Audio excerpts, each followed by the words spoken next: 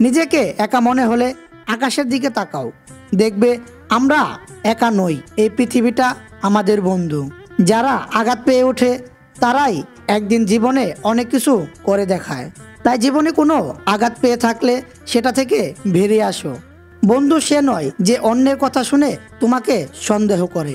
বন্ধু হলো সে যে সন্দেহ তো দূরের কথা, কেউ তোমার নামে কিছু বললে সে তোমার পক্ষে প্রতিবাদ করে। একটা কথা কি জানো তো, এখনকার দিনে সম্পর্ক বলে কিছুই হয় না। মানুষের খারাপ সময় সারা জীবন থাকে না, কিন্তু খারাপ সময় যারা খারাপ ব্যবহার করে তাদের সারা জীবন মনে থাকে।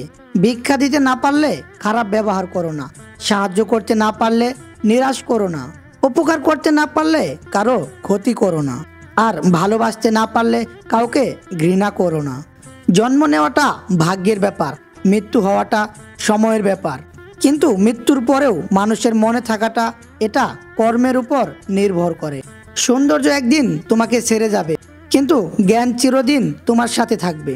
ওপরওয়ালা যা দিয়েছেন সেটা নিয়ে তৃপ্ত থাকার সব সময় চেষ্টা করুন। কখনো সময় পেলে ভেবে দেখবেন ওপরওয়ালা আপনাকে যেটা দিয়েছেন অনেক মানুষকে দেননি।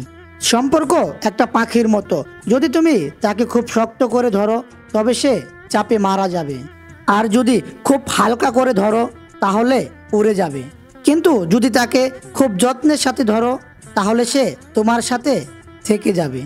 আপনার পিছনে কেউ বাজে কথা বলে মূলত এই তিনটি কারণে: যখন তারা আপনার অবস্থায় পৌঁছাতে পারে না, আপনার যা আছে তাদের সেগুলো নেই, তারা আপনার মতো হতে চায় কিন্তু হতে পারে না। জীবনে সুখী হতে চাও তাহলে কখনো কারো ক্ষতি করো না। খেয়াল রেখো তোমার ধারা কারো উপকার না হোক, কিন্তু কারো ক্ষতি যেন না হয়।